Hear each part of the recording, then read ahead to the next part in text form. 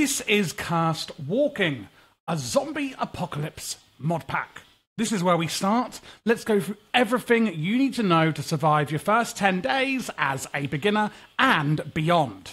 This may be a beginner's guide, but I will be giving you tools for the end game as well. So, number one, where we spawn. We spawn in this hellhole, I would say. And what we can do here is, you want to run forward. Don't worry, you're quite safe. All these dead people down here will not be getting back up. And you come out to this central room. Now, you can go left, and you will see there's a little bit here. There's a few beds, etc., and there's a loot barrel. So let's talk about that. These loot barrels, whether you're playing on a server or single player, are specific to every player. Meaning if I had a friend following after me, they could open this barrel, and I can open it, and we would both get different loot. We can both actually open it. So in here, we've got coal, gold ingots, and an apple. Food is going to be very useful, and so is Minecraft ores like gold and coal. While we're now looking at the inventory, what else do we have here? A fire axe, which you could make pretty simply with steel. Steel is something you're going to need for a lot of guns, etc. Steel ingots are made in a furnace from steel scrap, and steel scrap is simply iron and coal or charcoal. So, although it may be like, oh god, new material, it's actually quite easy to make. These fire axes are quite slow, however, at 0.9 attack speed, but they do have 8 attack damage, so they're better than an iron sword, but iron swords will be faster. Yes, making things like iron swords, etc. early game will still be a good idea in this mod pack.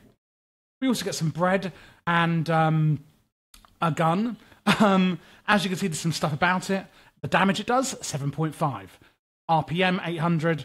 So how quickly it goes. Ammo, it will take creative ammo, and 0.45 ACP. And 0.45 ACP is here. I'll be going over that more detail shortly. Vaccines, which will cure zombie infection. Binoculars, animal dictionary for Alex's mobs. There's a lot of different mobs in this mod pack that could help you or hinder you, etc. That's what we spawn with, pretty much. There's another chest out here we can look in. I would just look in every single room, basically. Once you've done that, we want to come back and go up this ladder. Once you get to the top of the ladder and come out the bunker, you are basically into just the normal open world. And you're going to want to start exploring. So, as I said, you need to go exploring. Let's have a look then. This is the village where I'm staying at. Let's have a look at what there is to explore. Minecraft villages like this will still spawn absolutely normally. And you may want to find them as, because there's iron golems, they can provide a lot of safety. You will also find huge city-like structures like the one here. This can have a lot of different looter chests in them, but can be a lot of zombie spawning. A lot of the buildings, basically, you go into.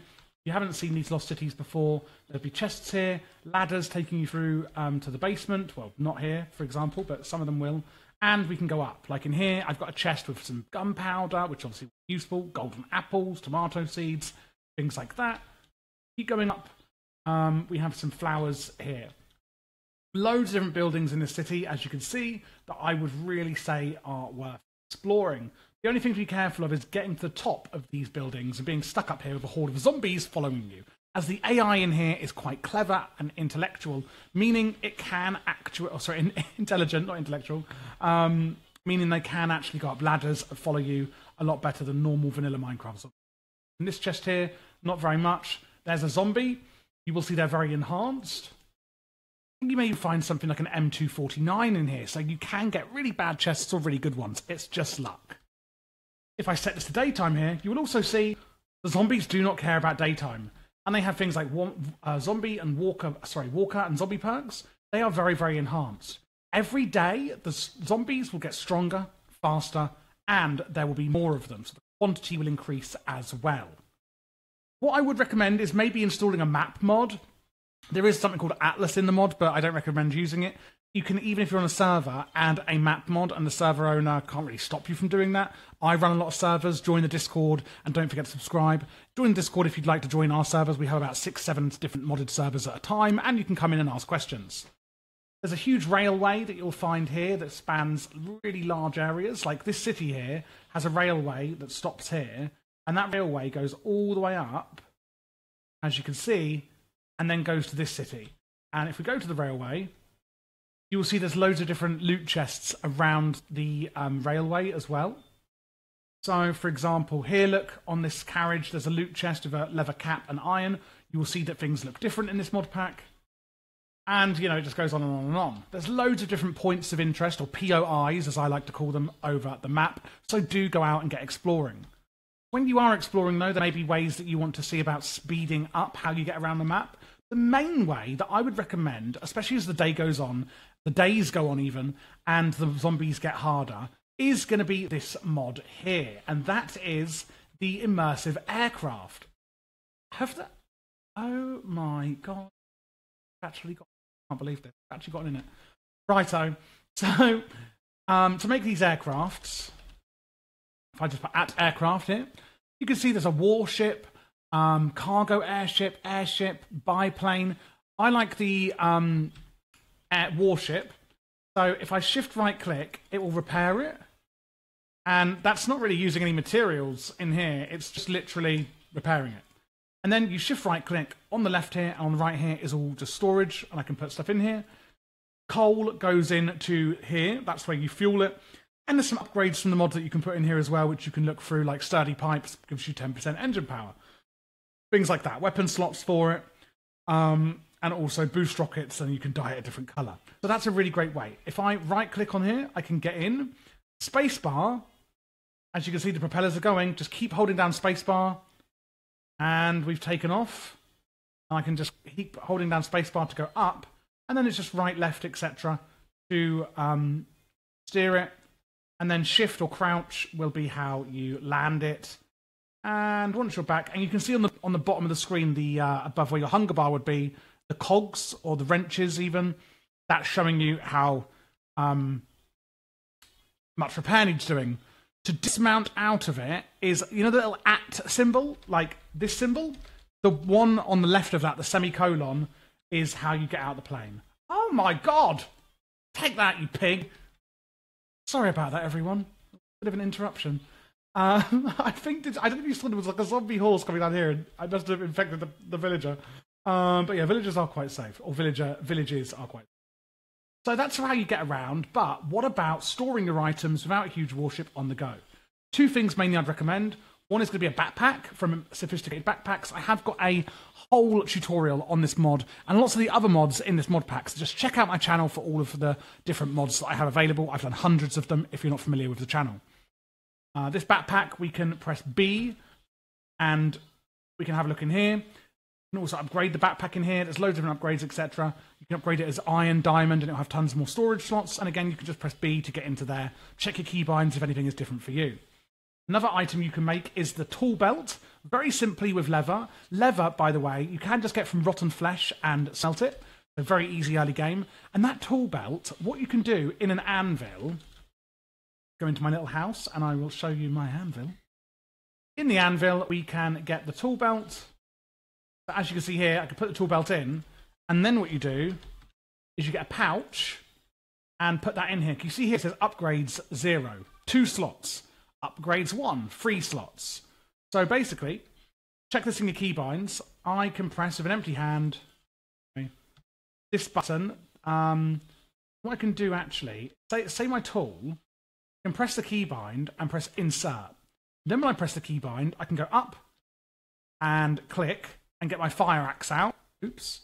And I can press the keybind, insert, press the keybind down, and take out my iron pickaxe.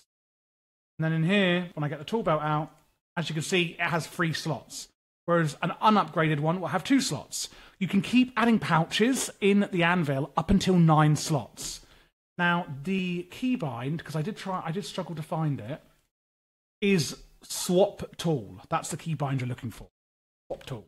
And it just goes in your curio slot. There's one for your belt slot, whereas I'd put that. And a backpack slot goes in your back slot, so you don't have to have it in your inventory. So all of these things should really help you get around. Now, obviously, if you are out for long periods of time, it may get dark and nighttime. Even though daytime doesn't affect the zombies, nighttime is going to be a lot worse. What I would recommend is the Comforts mod, whereby you can use hammocks to change it from daytime to nighttime, but also sleeping bags to get to nighttime to morning. The good thing about sleeping bags is they do not set your spawn point. So you can set your spawn point at a bed and then use a sleeping bag when you're out adventuring, which is just free wool, to actually get back to morning without setting a spawn point and skipping the night entirely. So there's exploration with POIs. Don't forget about the looter chests. Backpacks are really obviously useful. Tool belts, and upgrade them so you can get all your tools. The way these work, the items that you can put into this tool belt, is anything that cannot be stacked above 1. So tools. You couldn't put a cobblestone in there because you can stack it on 1, 2, 3, up to 64. But an iron pickaxe doesn't stack, and therefore you can put that in there. Villagers, of course, have looter chests and loads of wheat, which is good for early game food. But yeah, just get exploring. Unfortunately for you, every few days, and it's not going to be super often, every 10 days or so, you're going to be faced with this, the blood moon. Now, I would say, don't worry. Well, actually, you should be worried because the blood moon is basically on steroids. It is where you cannot sleep through the night and everything is absolutely mental. I'm only filming this at about 5-10 days, somewhere around there, into this mod pack. And this is the first blood moon, for example. And I would really make sure you either stay inside for this one or that you've got a lot of ammo available to you already. These mobs are going to get stronger, they are going to get faster, they are going to do more damage, etc. But again, just try and stay inside for the night if, it's a big issue for you. So it's all well and good running around exploring these POIs, but how the hell do we actually sustain ourselves with some comfort and nourishment? Well, in comes Farmer's Delight. It has loads of seeds and ways to cook foods. So there's a few different things that actually help us. This is Farmer's Delight. Again, I've got a complete mod guide for it on my YouTube channel. Chocolate pie, doesn't really give you much, slice of cake. You see it gives diversity. More on diversity in a minute, because what Farmer's Delight excels at is nourishment. As you can see on these big plates, it gives you nourishment for 5 minutes, for example. And also, I'm looking for something else. In fact, dog food. Oh, when fed to a tamed wolf, I was about to say. Okay, so I'm looking for nourishment. There's one called Comfort, but maybe they've taken it out in here. Oh, there we go, Comfort. Chicken soup gives comfort for 5 minutes. You put it on a stove or, you put a pot on a stove and you can put these ingredients into a bowl and you get a chicken soup. And then some give comfort and nourishment. Nourishment, what does this do? Well, this is going to stop you from getting hungry and losing saturation through exhaustive actions such as running, jumping, and attacking mob. Effectively, it's extending your hunger bar beyond its actual saturation limit, delaying time before you need to eat again. Comfort, however, does something different. This is actually going to provide a really good amount of regeneration even when the hunger meter isn't full, meaning if you're hitting loads of mob and your hunger's going down, you're still going to get some regen with this buff. Now, the other thing that you see on here is going to be diversity. So what I would recommend you make is going to be this here, food book. So in your food book, you can right-click it and it shows you your current food diversity, mine being 2.24. Then it shows you your last food eaten, a lot of bread, as you can see. At the free marker, so once you've got a level of free food diversity, it'll give you 2 max health. You get to 5, it gives you strength. At 7, it's regeneration 1. If you can get to 31, you're going to get plus 6 max health and all of these other benefits. And it literally does what it says on the tin. It means you need to eat a variance of food. For example, this here, smoked ham, has 2.6. I give myself 1 smoked ham. So I am full on food, so I don't know if it's that I'm going to be able to show you. Yeah, I've now got 4.69 food diversity. And then, if I eat a mixed salad, it's going to go up, etc. Basically, the more variety of food you eat, the better your diversity bonuses and buffs be. One thing we do need to watch out for is getting a disease from the zombies. You can make this with foxweed paste and a syringe. Syringes and foxweed can just be found out and about. You're looking for this flower here, out in plains, etc., and on the grass, foxweed. Whenever you see this plant, get it, make it into foxweed paste, and then make a vaccine. This is going to cure you from zombie-borne infection and gives you immunity for nearly 6 minutes, which obviously is really important. Apart from zombie infections, of course, we do sometimes need a bit of a helping hand from a medic. The mod you're looking for this is Green Marbled's First Aid. You make med kits here, bandages, and as you can see, can give you like plus 10 hearts, for example. Just need some leather, which again you can cook up from zombie flesh, band-aids and morphine, which you'd make in a brewing stand with some blaze powder and stuff, morphine, awkward medicine bottle, etc. The medicine bottles are basically like vanilla potions, but they're remove of certain effects, etc. As you can see here, they're really good. You can also put in something like an adrenaline syringe. You can get morphine syringes, etc. And you just use syringes for these instead. So that's how you can eat, get buffs, and also use first aid. So don't forget vaccines to use. There's the comfort and nourishment buffs from Farmer's Delight. And there's also the diversity bonus. And you can track your diversity through a food book. Now, when you're cooking your Farmer's Delight foods, like your tomatoes here, one thing you need to be careful of is what season we're in. What you're going to see on some seeds, like tomato seeds, is that they're only fertile in the summer. Or wheat are only fertile in summer and autumn. So if you're seeing your crops not growing, maybe it's because you're in the wrong season. How do we track what season we're in? Well, there's a calendar item that you can see here that you can make, again, pretty easily.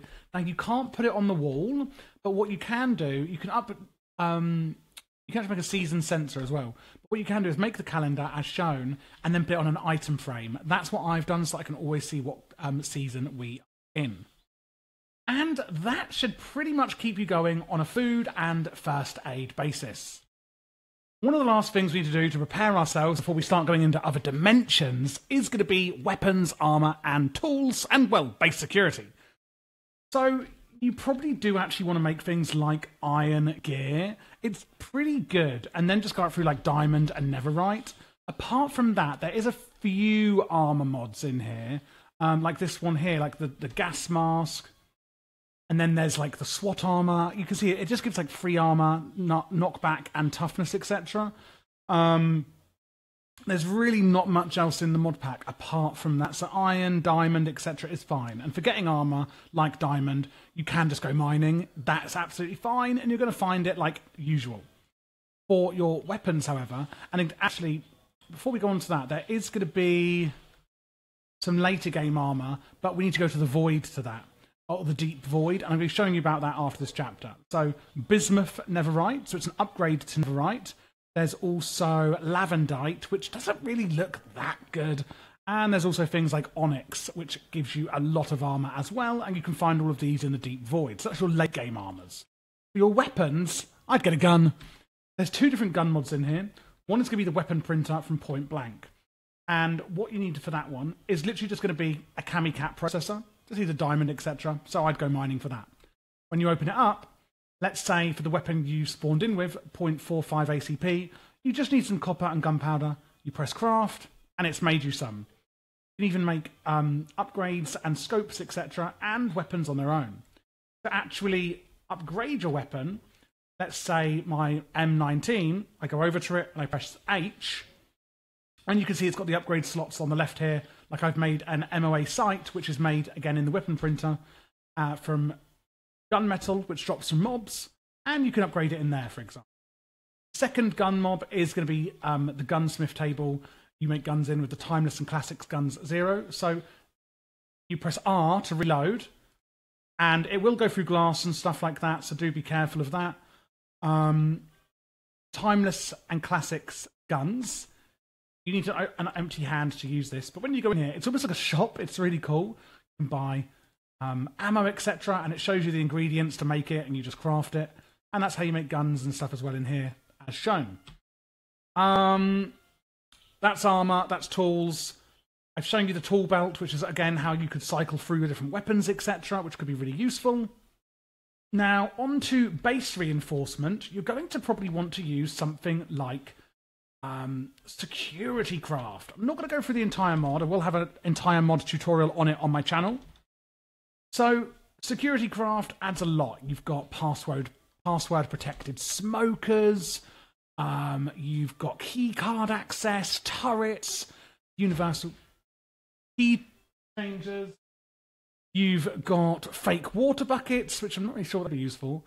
Loads of different security tools. The ones I like are universal block reinforcers that you can use to make blocks stronger. For example, if I get my universal block reinforcer and right-click it, I can put like cobblestone in here, and it will come out saying reinforced cobblestone. And you just let it go, take it out, and you've suddenly got reinforced. And then you can upgrade that, etc. Or use it as normal. So it's a stronger variant of cobblestone protecting your base. Once you've got yourself some really cool armor and weapons and probably a warship like behind me, you're then going to want to go to the Void. How do we get there? Well, it's actually really simple. You just want to go down. Obviously, you're probably not going to be TPing. You're going to go, by digging to 0, -64, 0. So the coordinates 0x and 0y, and then at the y, 0x, 0z, and then y level, dig down to -64. When you get there, you will automatically teleport into the Void. And digging, etc. in here is where you're going to find your bismuth and your onyx and your lavendite and stuff like this. And that's kind of the end game of the mod pack at the moment. That gets you the really, really good gear. There's going to be, really bad mobs in here, etc. A lot of cool stuff. And if you're saying, okay, that's all well and good, but how the hell do I get back out? All you do is just pillar straight back up, and you'll go back to the overworld. So if I just keep going up, like, look, you've got a mutant one here. Oh my good lord. None of that. You do have to go quite high. If you can see how high I am, I'm still not getting out of this dimension. So do bring a lot of cobblestone or something with you, or a way of light. I'm at about Y30, Y40, and I'm still not going up. There we go. At Y255, I then teleported back to the overworld. So don't get demotivated if you don't immediately go there. Oh, and look at this cool POI. So as you can see here, there's loads of other cool places that you really should explore. But that's pretty much everything you actually need to know. It's not even a beginner's guide at this point. It's just a full guide to Cursed Walking, a modern zombie apocalypse mod pack. If you did enjoy this, please do join the Discord and subscribe. We've got loads of other mods, mod packs, and everything else that are covered on this channel.